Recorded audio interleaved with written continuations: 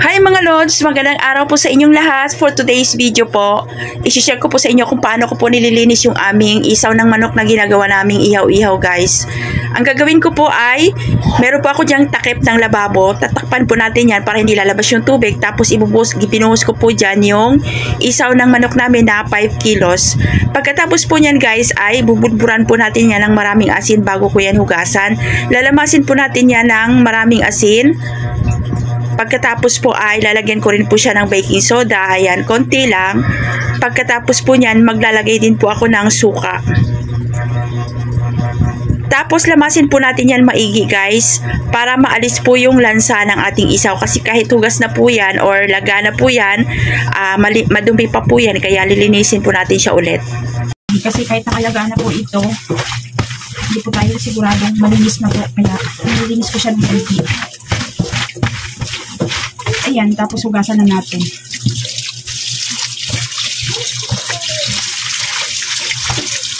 Guys, para po pala sa pag-marinate ko nito, check nyo po yung aking YouTube channel at TV. May video po ako kung paano po marinate itong ating napakasarap na isaw ng manok. Hinihaw na isaw ng manok.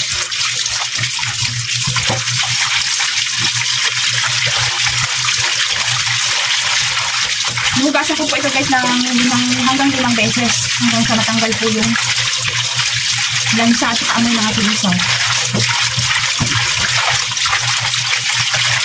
Yan po, tapos tatanggalin ko lang yung pinakatakip ng ating lababo.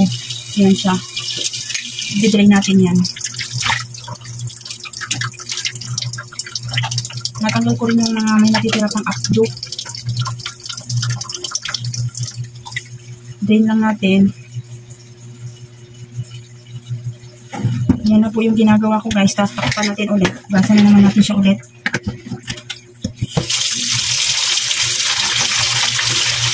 Limang beses yung ginagawang ganito guys. Tapos pagkatapos yan ay ilalagay natin yan sa dito, patutuloy natin sa strainer.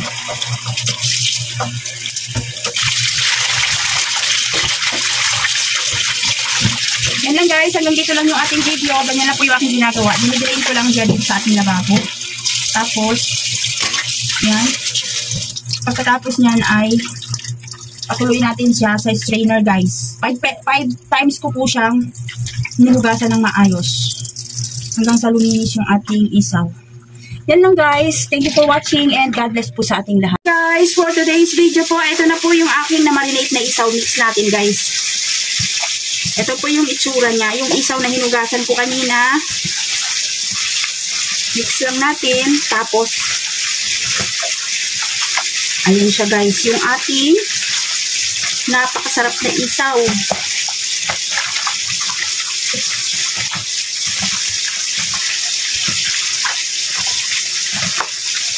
Check nyo po sa aking YouTube channel, Ate Jo TV. May video po ako kung paano ko po ginagawa yung pag-marinate ko ng isaw. Hindi po ako madamot guys. Sinishare ko po yung aking sikreto or pag-marinate ko dito sa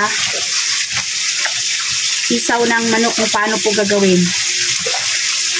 Yan, Ate Jo TV guys sa aking YouTube channel.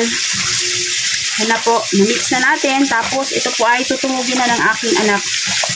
Hindi na namin yan mamarinate ng matagal kasi habang tinutuhog siya guys ay nagmamarinate na yun kasi medyo matagal po itong tuhugin itong 5 kilong isaw. Yan lang. Thank you for watching. God bless po sa ating lahat. Bye!